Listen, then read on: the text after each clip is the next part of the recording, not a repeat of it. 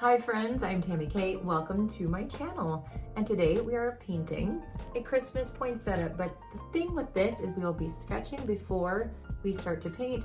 I like to develop some of those drawing skills so that we can see things and try to accurately depict them on paper. It's just a really good skill for our brain and it helps us feel confident. So let's get to it. So today I have all of my medium products, the paper. I'm spraying down my watercolor palette here. I've got the paints, the palette, water cups, and brushes, all from Meeden. So they're all linked in the description. I also have a pencil, a kneaded eraser for a little bit of light sketching if we want to do that. And then I've got a number 4, 10, and a liner brush. So use what you have. We're going to have fun with this. I want to map out my center right now. So I'm just going to make a series of little dots, little circles for our center. And then I do want to kind of sketch a little bit these tinier little petals so that we kind of know where we're going. So just really light. So I've got 2 opposite of each other there. Then I'm going to do 2 more here. So just kind of sketching around like that and like that. Just really rough, really pointed, very loose. And then I'm going to put 2 more in here and then another one here. So it's okay if they're wonky. They're not perfect. You know what I say about that. It doesn't matter. Do the best that you can. So now I'm just going to do some larger petals behind, just like that. Just sketching that in. So that was really easy because they're just across, or they're just right, you know, underneath each other. And then we'll do one here, over here. They're larger, still got that point. So just really simple. And remember to breathe because we are just relaxing and enjoying. So now if you have a wonky petal like I do right here, what you can do is take your eraser and just start over. You do not have to embrace it. You can erase it and try again. So I didn't like the position of it, so I'm just going to try again. Kind of put that in and just kind of keep it like that. All right. So I've got the rough shape now of my flower. And if you want to make it a little bit bigger, you can, just like that. Make it a little bit longer and erase. And it's just going to be our version of a poinsettia. We've got a rough sketch so that we can start painting and not worry too much. We'll do leaves later. We don't need to sketch those. I'm going to take my number 10, grab a nice light pink color. So just adding a lot of water to this. And then we're going to start, oops, see, if you make little mistakes like that, it's okay, because we're going to do splatter anyway. So we're just going to start with the top ones, just painting that in. We'll do our center later, so don't worry about that. Don't worry about anything. I gotta take a deep breath too. I find sometimes I start talking and I hold my breath. And so I've got to slow down, pay attention, and remind myself to do with the things I'm telling you to do. So we'll just paint that in now. And I want to let that dry because, and I've got pencil lines. It's okay. I'm actually excited. It's part of the whole project. It's going to be fine. I'm going to let that dry. And I'm going to start with my green over here. So I've got a little bit of a sappy green. I'm going to add a little bit of red, which is the contrasting color to green. It's opposite on the color wheel, which is going to mute it out a little bit. So now we have this nice dark greenish color here. And I'm going to start adding in some leaves. So the leaves, did you know that these are also leaves and the flowers are actually the parts in the middle, which is so fun and interesting. That's why the leaves and the petals really look similar. So we're just going to add in some nice leaves now. So they're about the same type of shape. And, you know, I wanted them to be loose, so I didn't sketch them in. I'm holding my brush very loosely as well, so that we're just not getting into the way of the painting, of it being too tight. If you hold your brush very tight, you're gonna have a tight look. If you wanna be loose, like I'm trying to be, loose hold. Makes sense, right? Pretty easy peasy, I think. It can be hard to accomplish, but it's practice. Everything is practice and everything is learned. So we'll just go ahead and do that. And then I think I want to do, let's do one more right here. A little pointed guy. adding that in. Very nice. So I do like to work in layers so things can start to dry and I don't have to worry about, you know, paint getting spread into other paint that I don't want. So we're gonna let this dry and we'll come back. Okay, so if we want to do a second layer, well, not a second layer, but well, this second layer of petals, we're gonna add a little bit more pink in here just to darken it up. I want the petals underneath to be a little bit darker, maybe add in some red, whatever, just use what you got. Still got my large brush, and we'll see if this is a good enough contrast between them. And if not, we can darken it up more. So at this point, you are just, you know, kind of painting in your sketch, which is pretty convenient and can feel very easy, you know, like painting out of a coloring book. And so it's not something to stress out about. Of course, I never want you guys to stress. I want you to feel real chill. I'm just gonna skip over here for fun. Relaxed, allow your brush to squiggle and move. And if we didn't do a sketch, you would find this to be a lot looser as well. Because of the nature of all these petals, sometimes there's so many, and it can be hard to just freehand paint them in. It might feel like a little awkward, like you're not sure where to place what. I like to do a sketch for the poinsettia. It just makes it a little bit easier and it's a little bit more stress-free, so why not? Anytime we can do that, I'm game. So there we go. If you are enjoying this video, guys, please give it a like and make sure to subscribe to my channel so that you don't miss out on my videos and updates and all the fun things as well. And guys, I am planning a trip to Italy, so if you are interested, definitely message me. The details are in the description, and it's going to be in October next year. So if an art retreat sounds good with a little bit of mental health and painting and being in Italy, let me know. It's going to be really exciting.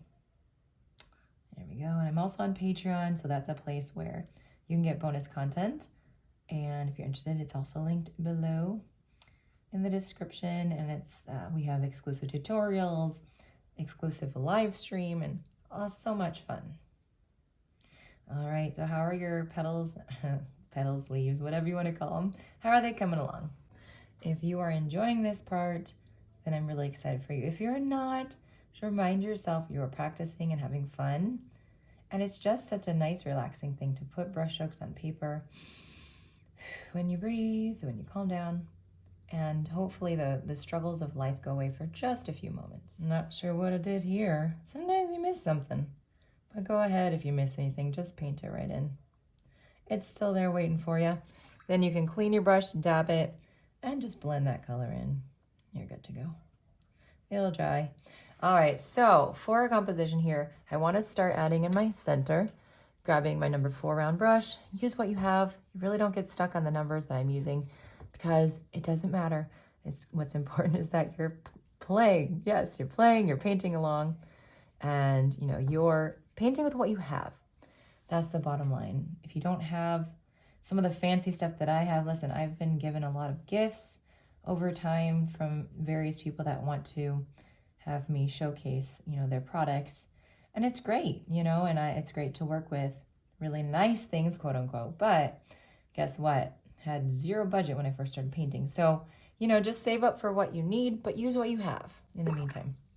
Okay, so we've got our flower coming together. I'm gonna start adding in with my liner brush, some lines. If you don't have a liner, no worries. Just use a really thin brush with a point and don't stress about it. So I'm grabbing some really concentrated pink here for our lines, and we're just gonna start making a line down the center and then some nice diagonal lines for the veins. And I always like to skip around, so we're just gonna skip around.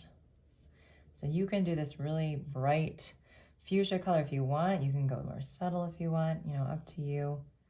And I like to just be sporadic with the veins, so I'm not, you know, just focused on symmetrical. But I usually do that, you know, the middle line down the center, of course. And then just however many little offshoots of veins you want to add is great. Okay, so we have that part. And then I'm gonna work on the leaves next because the leaves are dry enough. So this is a pretty concentrated amount of green. So let's go ahead and make our line down the center, just like so. All right. And it's not too dark of a green. I mean, it's going to dry a lot later. So kind of a mid-tone. Adding that there. See, I'm being very loose and just dragging those along. And oh, it's just such a fun part of Christmas painting. Every time you gotta paint a poinsettia. When I lived in Hawaii, they grew in the woods, and I couldn't believe it. It was so crazy, you know, to think. I was like, you know, I grew up in the Midwest, and you buy this plant once a year. It lasts for like a month, and then the leaves fall off. But these plants are growing in the wild. I just didn't imagine from where they came, so, which is kind of funny. Kind of funny that I thought that, I guess. But anyway, that's where I was at. All right, you've got your veins on there. This is getting pretty dry. This is not, so we'll start here. And more concentrated pink. It's pretty thick. And we're gonna do that same thing. We've got the line down the middle. And then those diagonal lines for your veins. Look at how the plant is coming together. I just love this.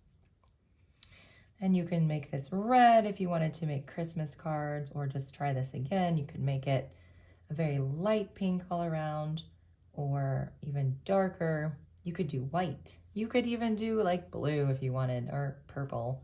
Just doesn't have to be true to life. It can be whatever you want, because it's art and it's your art. All right. And then one more here. I might have to come back to this because that part right there, it's just blending together, and that's okay. So now what I want to do is create a background, and I think I'm going to go with the blue. So I've got some gray blue happening here. Just going to grab some nice blue paint. It's time to spray it down again because the desert does not stop drying, right? Just continues. So I've got a nice, beautiful cobalt blue, and I don't want this to be really dark. Light, watery mix here, and the green is getting into it. That's okay. I mean, I'm just not worried about it. So, nice watery mix. And what I'm gonna do is make my border. So this might be the scary part for you, but I want it to be organic. I want it to be natural. So instead of penciling this out, I'm just going to roughly make my border. And it may not be even, and that's okay. And it's gonna be shaky because of how I'm holding this, but that's okay. I'm not worried, and you shouldn't be worried. So now I'm just gonna take cleanish water, and I'm gonna start to just spread this out so we don't have a harsh line, bringing that color down and letting the color and the water start to spread together before it dries, which is gonna be a nice effect and a nice look. We're just gonna bring this down all around, and then we'll go to the next step.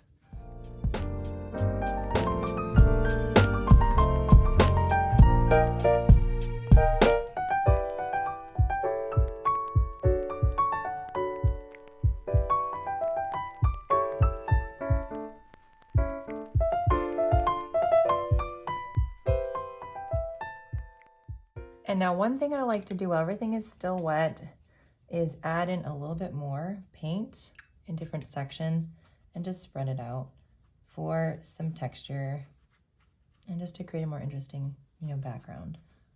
So as it's wet, adding that in. And because you're adding wet onto wet already, you're gonna get some pushback. You're gonna get to a place where some of that new paint is pushing the old paint. And it's gonna create these little blooms, which I think are really pretty. A lot of people don't like them when they're starting off. It's kind of hard to avoid them, when you are new to watercolor.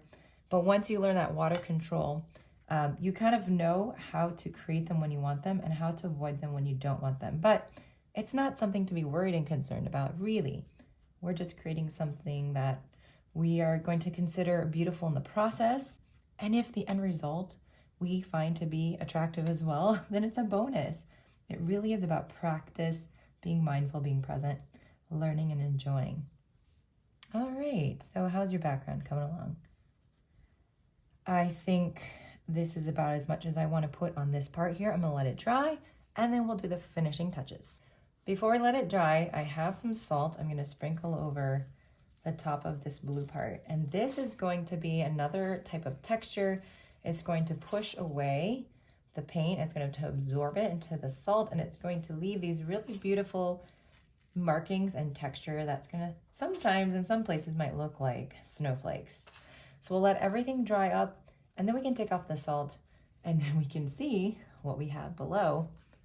But I'm going to take my liner and try to clean up this part here now that it's more dry. Just adding in some additional veins. There we go. Just a little bit. And if there's anything you want to add to at this point, you can, or let it dry. We can come back to it. I actually want to just do a little bit of nodging here. I don't know if that's the word, but just so that we can have some definition right there in the middle between each of these tiny petals. Just felt like doing it, so we're doing it. You don't have to if you don't want to. You can actually outline all of the leaves if you want, or the petals, whatever they are. I just thought it'd be fun to do just a little bit. So now that everything is dry, we can start scraping off the salt here. So go ahead and do that at this time.